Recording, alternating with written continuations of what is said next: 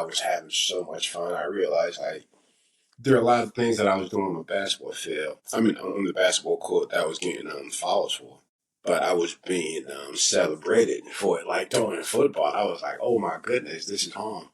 Then right away, went back home. I thought we were done, right? I remember I went home. I didn't show up to practice the next day. Coach said, "Where are you?" I'm like, "Oh, I thought we just went now." He's like, "No, we just now getting started." Um, no, yeah, started working.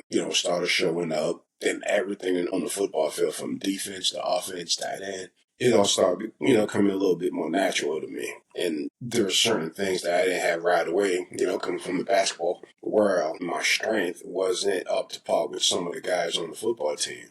I remember my first time doing one play on each side. They stopped looking at me. I almost choked myself to death.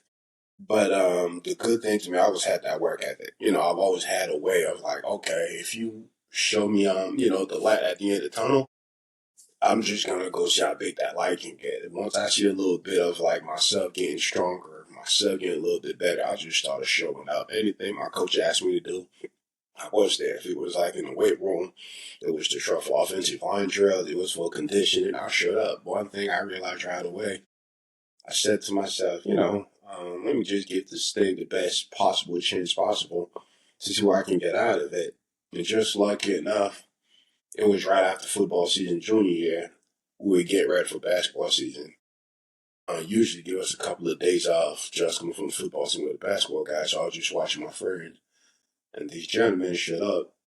He was wearing all green outfit. Which team in Michigan wear all green? And he was like, "Hey, Gosder, my name's Jeff Stoutland. I'm here because I have a scholarship for you." I started laughing. And he was like, "What?" I'm like, "Are you joking with me?" Part of the reason I was laughing, my coach used to play pranks on me all the time. "Well, I got a scholarship for you." He used to tell me all the time, "I'm going to get a full scholarship." So when Jeff came and actually offered, I didn't believe him right away. I'm like, "Is that not one of you pranks?" He said, "Gosh, just stand up, like, shake the man's hands. He's for real." It was when I got up, I shook his hand. That's when I realized, I'm like, "Oh, this is real." And we spoke for a little bit. I remember I went home that day. When I got home, I literally just got on my knees. That night I prayed. With my prayers, one of the things that I said, I said, "God, this thing I got going on for me. If you tell me I'm not good enough, I understand. But if it's up to me to mess it up, that'll never be the case." So it was then everything that I could have done within myself, within my power. I just like multiply all of the time stand. If it was the classroom I had to show up to, I was there. If it was the weight room, I was there. If it was the conditioning, I was there. If it was to learn the playbook, I was doing it. And it was just a thing of beauty. And, by the end of my senior year, we were lucky enough to literally have scholarship from 40 to 60 schools. The fact that we're from Massachusetts, I was somewhat of a late bloomer. I had to go to a couple of camps to actually showcase myself, show myself a little bit. We went to camp to Iowa, Michigan State, Indiana, I think Michigan, Miami, Temple. So by the time I came home from the Iowa camp, Miami's like, "We want you to come to our camp." We had scholarships with Tennessee, South Carolina. South Carolina actually showed up to my job at work. I was being a lifeguard. This guy saw swimming in front of me. I'm like, "This guy's acting weird. What's going on with him?" So he went in the shower, and my coach was, "Hey, that's the shower. Who needs help?" I'm like, "What are you talking about? I definitely want to be in this room as that guy."